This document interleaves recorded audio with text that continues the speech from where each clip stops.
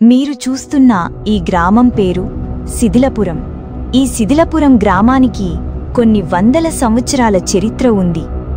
కాని ఇక్కడున్న ప్రజలకు మాత్రం ఆ చరిత్ర గురించి గాని, ఆ ఊరి యొక్క విశిష్టత గురించి గాని వీళ్లకిప్పటి వరకు తెలియదు. కాని ఈ గ్రామంలో ప్రజలందరూ వ్యవసాయం చేసుకుంటూ జీవనం సాగిస్తూ ఉండేవారు.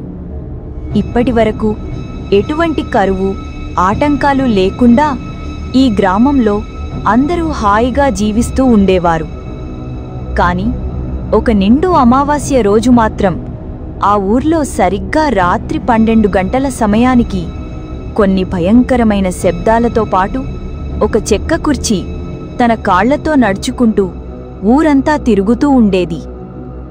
ఆ శబ్దాలు విని ఈ గ్రామ ప్రజలు కొంతమంది తన ఇళ్లల్లోంచి బయటకు చూడగా వీధి నడి మధ్యలో అగ్ని కాగుతున్న కాగడతో పాటు ఒక చెక్క కుర్చీ నడుచుకుంటూ గ్రామమంతా తిరుగుతూ ఉండేది. అది చూసి గ్రామంలో కొంతమంది ఆశ్చర్యపోయారు. అరే, అదేంటి ఊర్లోని ఎప్పుడు లేని విధంగానూ ఏదో ఒక ఖాళీ కుర్చీ నడుచుకుంటూ వెళ్తుందేంటి? అగ్గి పెట్టుకుని కాగడతో మొత్తం ఊరంతా తిరుగుతుందా? అదే కుర్చీ అంటావా, లేకపోతే ఏదైనా దెయ్యం అంటావా? కుర్చీ ఒకడైనా నడవడం మనం చూసామా? కుర్చీ చూడు ఎలా నడుచుకుంటూ వెళ్తుందో. ఇది ఊరికే ఏదో అరిష్టంలాగా ఉంది. అయినా కుర్చీ నడవడం ఏంట్రా బాబు? నాకేమీ అర్థం కావడం లేదు. పైగా కుర్చీ పక్కన ఏదో చేత్తో పట్టుకున్నట్టు కాగడా కూడా గాల్లో తేలబడి ఆ కుర్చీతోనే వెళ్తూ ఉంది. చూడు చూడు, అదిగో అలా వెళ్తుంది చూడు అని గ్రామంలో కొంతమంది ప్రజలు ఆ నడుస్తూ ఉన్న కుర్చీని చూసి చాలా భయపడిపోయి ఉన్నారు. ఉదయమైన తర్వాత ఈ శ్రీను వాళ్ళ భార్య మెల్లగా తన ఇంటి పక్క ఆమెడితో రాత్రి జరిగిన విషయమంతా చెబుతూ ఉంది. అరే వదిన, రాత్రి చూసావా ఎంత పెద్ద విడ్డూరం జరిగిందో? నేను పుట్టినప్పటినుంచి ఇలాంటి విచిత్రాన్ని నేను ఎప్పుడూ చూడలేదు. ఊళ్ళో ఎటు చూసినా ఏవో పిశాచెరుకు ఇలాంటివి, పైగా నక్కలరుపులు కూడా వినిపించాయి. అంతేకాదు, ఇంకొక విచిత్రం ఏంటంటే కుర్చీ, చెక్క కుర్చీ ఉంటది కదా, ఆ చెక్క కుర్చీ దానంతటా అదే ఒక మనిషిలాగా నడుచుకుంటూ వెళ్ళిందే. అంతేకాదు, కుర్చీ పెక్కన కావరా కూడా ఉంది. అది ఊరంతా నడుచుకుంటూ మన వీధి సందుల్లో అంతా తిరుక్కుంటూ వెళ్ళింది. మేమిద్దరం చూసి అద్దిల్లిపోయాం. ఎవరిని పిలుస్తామన్నా భయమేసి అందుకనే ఇంట్లో ఉండిపోయాం. మీరు కూడా చూసారా? అరే కమలా, ఏం మాట్లాడుతున్నావు నువ్వు? కుర్చీ నడుచుకుంటూ వెళ్లడమేంటి? భూతాలు, పిశాచాలు అరుపులు వినిపించడమేంటి? అవి అలాంటివి ఏవీ మాకు వినిపించలేదే. పైగా మేము నిన్న రాత్రి ఇంటి బయటే పడుకునున్నాం. నాకెటువంటి శబ్దాలు కానీ, ఆ కుర్చీల అడుగుల శబ్దాలు కానీ మాకెటువంటివి వినిపించలేదు. కమలా, నువ్వు చెప్పేది నిజమా? నాకు నమ్మబుద్ధి కావడం లేదు. అరే నిజంగానే, నిజంగానే మేమిద్దరం మా 2 కళ్లతో స్వయంగా చూశాం. మీకెవరికి కనిపించలేదా? అయ్యో బాబోయ్, అవి 2 మాకు చాలా స్పష్టంగా కనిపించాయి. ఊరి నడి మధ్యన నడుచుకుంటూ వెళ్లడం కూడా మేం చూశాం. అయితే మీకెవరికి ఆ శబ్దాలు కానీ, ఆ యొక్క భయంకరమైన అరుపుల్లాంటివి కానీ మీకు వినిపించలేదా? మాకు వినిపించాయే, మాకు కనిపించాయి కూడా. మేమిద్దరం చాలా భయపడిపోయి ఇంట్లోంచి బయటికి కూడా రాలేదు. అరే కమలా, నువ్వేదో కలగన్నావంటావు. ఆ కలలో మీ భర్తతో పాటు నువ్వు కూడా ఉండే ఉంటావు. అదంతా నిజమని అనుకుంటున్నావంతే. ఇలాంటివి బయట ఎప్పుడైనా జరుగుతాయా? కుర్చీ నడుచుకుంటూ వెళ్లటం ఎప్పుడైనా చూసావా? ఇదంతా నీ భ్రమ. ఏదో పీడకల వచ్చుంటదంతే, మర్చిపో. ఆ మాటలన్నీ విన్న ఈ కమల మాత్రం తన మనసులో ఇలా అనుకుంటూ ఉంది. అదేంటి, వీళ్ళెవ్వరికీ వినిపించలేదా? అయితే నాకు మా భర్తకే వినిపించిందన్నమాట. ఆ భయంకరమైన కుర్చీ కూడా కనిపించింది. ఇదంతా చూస్తూ ఉంటే నాకేదో భయంగానే ఉంది. ఏదైనా ఒక స్వామీజీ వద్దకెళ్ళి ఈ జరిగిన విషయం అంతా చెప్పి తీరాలి.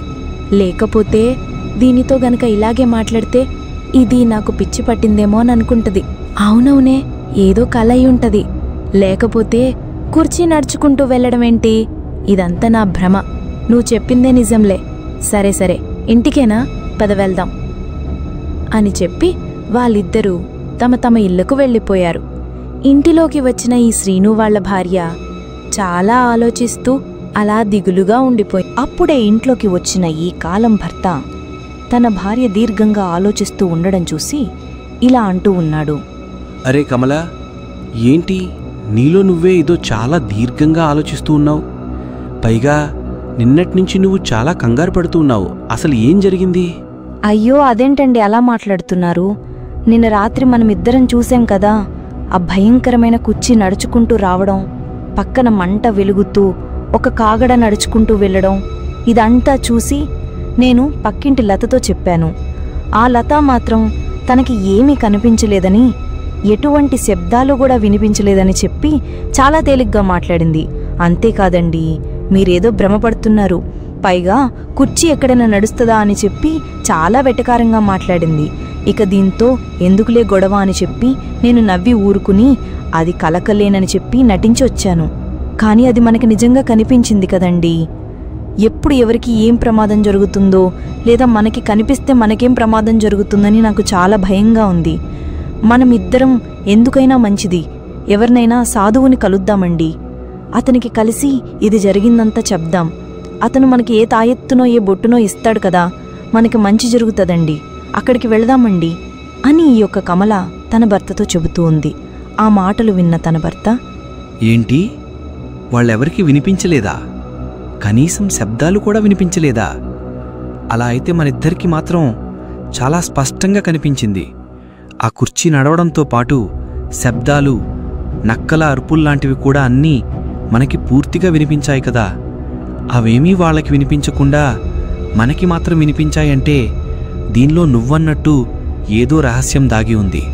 సరే, ఖచ్చితంగా మనం రేపు ఉదయాన్నే బయలుదేరి వెళ్దాం. ఏదైనా మాంత్రికుణ్ణి కలిసి వస్తాం. లేకపోతే మనకి ఈ అనుమానం ఇక మనకి నిద్ర లేకుండా చేస్తుంది అని వాళ్ళిద్దరూ మాట్లాడుకుంటూ ఉన్నారు. ఉదయం లేచిన తర్వాత వాళ్ళిద్దరూ అనుకున్న విధంగానే ఒక అడవి మార్గం గుండా ఒక సాధువుని కలవడానికి వెళుతూ ఇలా ఆ దంపతులిద్దరూ చాలా దూరం ప్రయాణించిన తర్వాత ఆ అడవి మార్గంలోనే చీకటి పడింది. రాత్రి సమయంలో ఆ అడవి మార్గం గుండా ప్రయాణించడం కష్టమని చెప్పి వాళ్ళు ఒక చెట్టు కిందే అగ్నిని వెలిగించుకుని ఆ రోజు రాత్రి అక్కడే విశ్రాంతి తీసుకుందామని నిశ్చయించుకున్నారు. అనుకున్న విధంగానే వాళ్ళిద్దరూ ఒక చెట్టు కింద పడుకుని ఉన్నారు. సరిగ్గా కొద్ది సమయానికి వీళ్ళకి ఎదురుగా ఆ కుర్చీ నడుచుకుంటూ వచ్చి వీళ్ల ముందు ఆగి అగ్ని కాచుకుంటూ ఉంది. వీళ్ళిద్దరూ గాఢ నిద్రలో ఉన్నారు. రాత్రి సమయంలో సరిగ్గా కొద్ది సమయానికి ఈ రంగ భార్య అయిన కమలకి మేల్కొలివి రాగా ఎదురుగా ఉన్న ఆ కుర్చీని చూసి హడలిపోయి గట్టిగా అరుస్తూ ఉంది. ఏవండి, ఏవండి, లెగండి. మన ఎదురుగా కుర్చీ, ఆ భయంకరమైన పిశాచి కుర్చీ మన ముందే వచ్చి ప్రత్యక్షమైంది. అదిగో చూడండి, మంటను కాచుకుంటూ ఉంది. ఒక్కసారి లేవండి అని చాలా కంగారు పడుతూ అరుస్తూ ఉంది. ఆ మాటలన్నీ విని ఈ యొక్క రంగ ఒక్కసారిగా ఆశ్చర్యపోయి నిద్రలోంచి లేచి చూశాడు. అరే, ఏంటి కమలా, అంత కంగారు పడుతున్నావేంటి? నీకు అనవసరంగా రోజు చూపించాను. నీకు చూపించకుండా ఉన్నా బాగుండును. నాకీ శ్రమ, ఈ యొక్క అడవిలో తిరిగి ఈ పని లేకుండా పోదును. నన్ను చంపకు, తినేస్తున్నావు నిన్నట్నుంచి. ఏది, ఎక్కడ? చూపించు. ఆ కుర్చీ ఎక్కడుందో చూపించు అని ఈ యొక్క రంగ తన భార్యను అడుగుతూ ఉన్నాడు. ఆ భార్య అటువైపుగా చూపించేసరికి మరో క్షణమే ఆ కుర్చీ ఒక్కసారిగా అదృశ్యమైపోయింది. అది చూసి ఈ యొక్క కమల ఆశ్చర్యపోయి తన భర్తతో, అరే, నేను ఇందాక ఇప్పుడే చూశానండి. ఇక్కడే మన ముందుకొచ్చి మనం వేసుకున్న ఈ మంటను కాచుకుంటూ ఉంది. అంతేకాదు, ఆ అగ్నితో కూడా కుర్చీ కూడా ఒక్కసారిగా మిమ్మల్ని చూపించేసరికి అదృశ్యమైపోయింది. నేను నిజంగా చూశానండి అని ఈ కమల తన భర్తతో చెబుతూ ఉంది. ఆ మాటలు విన్న తన భర్త, అరే కమల, నిన్న మనం చూసిన కుర్చీ మన ఊర్లో చూశాం. ఇప్పుడు మనం మన ఊరికి చాలా దూరం వచ్చాం. అది కాక ఇప్పుడు మనం అడవిలో ఉన్నాం. నీకు ఆ కుర్చీ నడుచుకోవటం చూడటం వల్ల నువ్వు చాలా దిగ్భ్రాంతికి లోనయ్యావు. అందుకనే ఏది చూసినా ఆ కుర్చీలాగే అనుకుంటూ ఉన్నాం. అంతే తప్ప ఏ కుర్చీ ఇక్కడికి రాలేదు, నువ్వు చూడనో లేదు. అంతా నువ్వు నీ స్నేహితురాలు లత చెప్పిన విధంగానే భ్రమపడుతూ ఉన్నావు. నిన్ను చూశాను, నేను ఒప్పుకుంటాను. కానీ ఈ అడవిలో కూడా ఆ కుర్చీ వచ్చిందంటే నేను ఎలా నమ్ముతాను? పైగా ఉండగా ఈ ఊరికి తీవ్రంగా ఒక భయంకరమైన గుహలో మంత్రాలవ్వ పూజలు చేస్తూ ఉంది. ఈ పూజలు చేస్తున్న మంత్రాలవ్వకి భయంకరంగా తీవ్రంగా నడుచుకుంటూ వస్తూ ఉన్న ఈ కుర్చీ యొక్క అడుగుల శబ్దాలు వినిపిస్తూ ఉన్నాయి. వెంటనే ఈ మంత్రాలవ్వ తన కళ్ళును తెరిచి తన ఎదురుగా ఒక మాయా అద్దాన్ని ప్రత్యక్షం చేసింది. ఆ అద్దంలో ఈ యొక్క భయంకరమైన చెక్క కుర్చీ నడుచుకుంటూ రావడం చూసింది. అది చూసి ఈ మంత్రాలవ్వ ఒక్కసారిగా ఆశ్చర్యపోయింది. అరే, ఏ మానవుల ప్రమేయం లేకుండా ఈ యొక్క చెక్క కుర్చీ తనంతట తానే నడుచుకుంటూ వస్తూ ఉందంటే ఇందులో ఏదో మాయాశక్తి దాగి ఉండాలి, లేదా ఏ ప్రేతాత్మ పిశాచి అయినా దాగి ఉండాలి. లేకపోతే ఇది జరగడం అసంభవం. ఇప్పుడు ఈ కుర్చీ వల్ల ఈ ఊరికి సమస్య వస్తుందో ఏంటో. ఎలాగైనా సరే ఈ కుర్చీని కనిపెట్టి తీరుతూ ఉండాలి, లేకపోతే ప్రజలు సమస్యలో పడతారు. ఓరి పొట్టి పిశాచార్లారా, వెంటనే నా ముందుకు ప్రత్యక్షమవ్వండి అని మంత్రాలవ్వ చెప్పగా ఈ పొట్టిదెయ్యాలు రెండూ ఒక్కసారిగా ప్రత్యక్షమయ్యాయి. మంత్రాలవ్వను చూసి, మంత్రాలవ్వకి వందనాలు. మంత్రాలవ్వ, చెప్పండి, చాలా రోజుల తర్వాత మిమ్మల్ని పిలిచారు. ఇంతకాలం మీ యొక్క పిలుపు కోసం ఎదురు చూస్తూ ఆ చింత చెట్టుపై వెనకాల వేలాడుతూ ఉన్నాం. చెప్పండి మంత్రాలవ్వ, చెప్పండి, ఏం చెయ్యాలో చెప్పండి అని ఈ పొట్టిదెయ్యాలు మంత్రాలవ్వతో చెబుతూ ఉన్నాయి. ఆ మాటలు విన్న ఈ యొక్క మంత్రాలవ్వ, పొట్టి పిశాచల్లారా, మీకు నేను ఇప్పుడు ఒక భయంకరమైన పనిని అప్పచెప్పబోతూ ఉన్నాను. ఈ నలిపెద్దల గ్రామంలో ఏదో ఒక భయంకరమైన శక్తి తిరుగుతుందని నాకు సందేహంగా ఉంది. అందుకు ఉదాహరణగా ఇదిగో ఈ చెక్క కుర్చీనే చూడండి.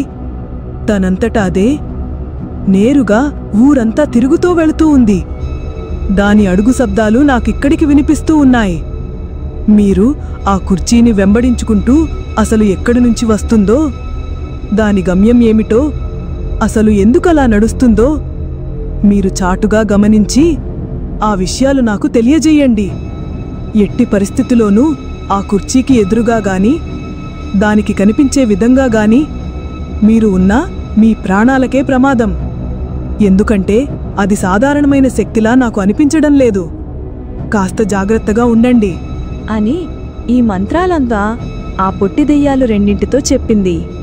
ఆ మాటలు విన్న పొట్టిదెయ్యాలు రెండూ, అదేంటి మంత్రాలవ్వా, కుర్చీనే ఒంటిగా దానంతటగా నడుస్తూ ఉందా? చూడడానికి భలే తమాషాగా ఉంది. సరే సరే, మీరు చెప్పిన విధంగానే జాగ్రత్తగా ఉంటాం. దొంగచాటుగా ఆ కుర్చీలో ఉన్న రహస్యమేమిటో పూర్తిగా తెలుసుకొని వస్తాం మంత్రాలవ్వా. ఇంక మాకు సెలవిప్పించండి అని చెప్పి ఆ పొట్టిదెయ్యాలు రెండూ ఒక్కసారిగా అక్కడ నుంచి అదృశ్యమైపోయాయి. ఇదంతా చూస్తూ మంత్రాలవ్వ మాత్రం ఏదో శక్తి దాగి ఉందని తెలుసుకొని మంత్రోచ్చారణ చేస్తూ భయంకరంగా పూజలు చేస్తూ ఉంది ఈ యొక్క మంత్రాలవ్వ. ఈ పొట్టిదెయ్యాలు రెండూ ఆకాశవీధిలో చాలా వేగంగా ఎగురుకుంటూ వెళ్తూ ఉన్నాయి. కొద్ది సమయానికి వీళ్ళకి కిందన ఆ కుర్చీ నడుచుకుంటూ వెళ్లడం చూశారు. అది చూసి ఈ పొట్టిదెయ్యాలు రెండూ ఒక చెట్టుపై నుంచుని ఆ కుర్చీని చూస్తూ ఉన్నారు. అరే దొందు, చూడు చూడు, అదిగో కుర్చీ ఎలా నడుచుకుంటూ వెళ్తూ ఉందో. అయినా మనుషులు ఎవరూ లేకుండా ఈ కుర్చీలా ఒంటరిగా నడుచుకుంటూ వెళ్లడమేంటి? నాకేదో భయంగా ఉందిరా దొందు అని ఆ పొట్టిదెయ్యాలు రెండూ మాట్లాడుకుంటూ